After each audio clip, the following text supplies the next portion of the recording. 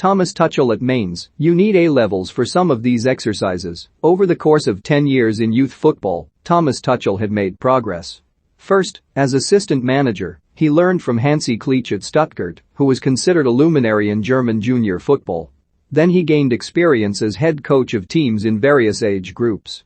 As was both tradition and doctrine at German academies at the time, Tuchel used repetition to drill in his exercises. The same pass practiced 100 times, the same 100 passing sequences repeated during a training routine.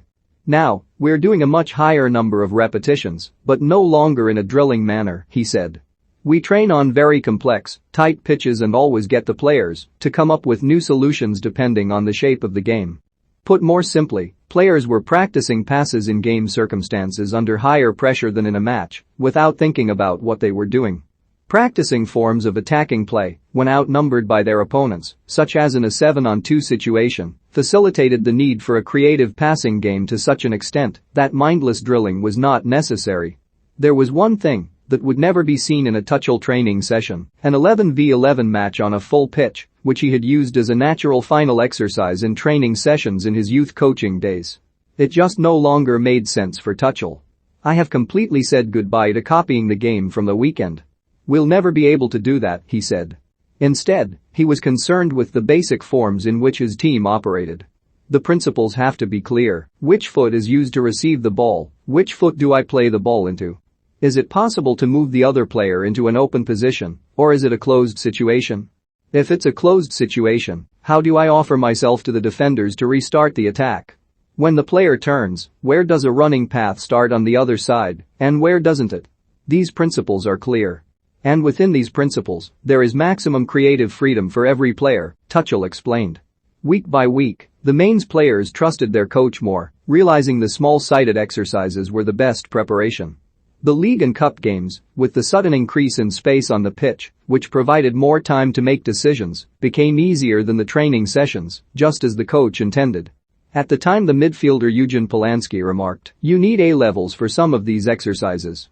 After such training sessions, the players' minds were more tired than their bodies. Tuchel was getting into his players' heads. During the sessions, Tuchel would usually stand by the halfway line, constantly making comments, criticizing players for mistakes, pushing them, putting them under further pressure. Above all, work on technique was never neglected. Just as even Roger Federer has to practice his serve and ground strokes every day, a footballer also has to practice basic techniques again and again, Tuchel said. It's a concept that resonated with players like Andreas Ivanschitz. We played an extremely large number of passing drills with him, where he was constantly concerned with the quality of the pass. Based on that, he then practiced moves over 6 or 7 stages with us. Again and again, we had to open up new triangles. That's when football is fun. But the beginning of everything is the simple but good pass. I've never seen a coach have the courage to be simple before, reflects Ivanschitz. The defender Jan Kirchhoff remembers his under-19s days with Tuchel and how formative the coach's sessions were for the team's style and his own. With Thomas, I learned how to add rhythm to a game. During the exercises, he always drilled short, long into us. That influenced my game a lot. This approach, the first 2 passes in a team's build-up play are short. The idea is that if, for example, the center-back plays a short pass to the number 6 defensive midfielder and the latter returns a short pass, the opponent is forced to move. Passing lanes then open and the center-back has a few seconds to orientate himself and look for a long pass, preferably a low one through the center to a playmaker or striker.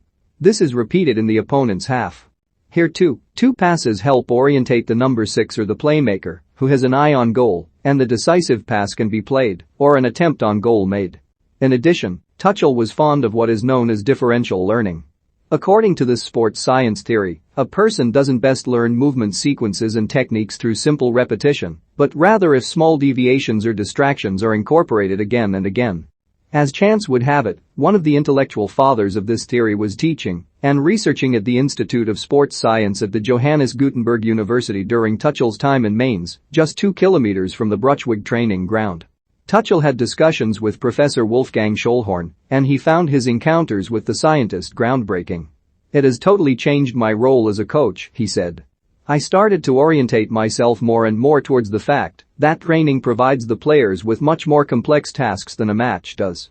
The problems the opponent creates in the game should seem as easy as possible to them. The pitches set by the coach were fundamentally stressful in terms of their basic dimensions.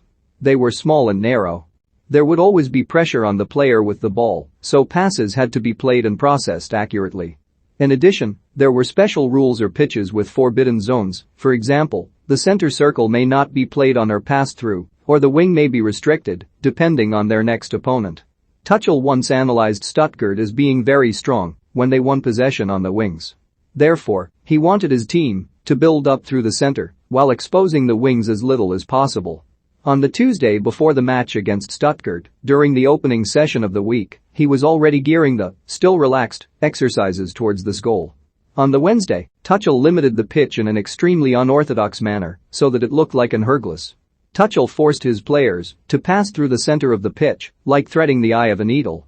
If the players managed to get the ball over the halfway line, space suddenly opened up again. Mainz won on that Saturday. In fact, Stuttgart's wingers were effectively at a loose end. "You went out without nervousness and with positive conviction," says one player. His instructions were quite detailed. He didn't just present the strengths or weaknesses of the opponent, but also showed exactly how we had to react to them. Some people dismissed Tuchel because of his behavior and idiosyncrasies on the training pitch and sidelines. He would often come across as an oddball who ran an effective, but sometimes bizarre regime. However, if you ask those players who worked with him in those first, carefree Mainz years, the picture that emerges is mostly of a man who, unlike in his dealings with fans, club officials or the media, was always there for his team. "After one game, he flung his arms around my neck because I scored a goal thanks to a slightly different movement after receiving the ball, which gave me a fraction of a second to finish unchallenged," Ivanchitz remembers. He was completely ecstatic in the dressing room. "I didn't feel any egoistic joy from Tuchel about his genius or anything like that, but pure joy for me as a player and about the fact that we managed to do it together."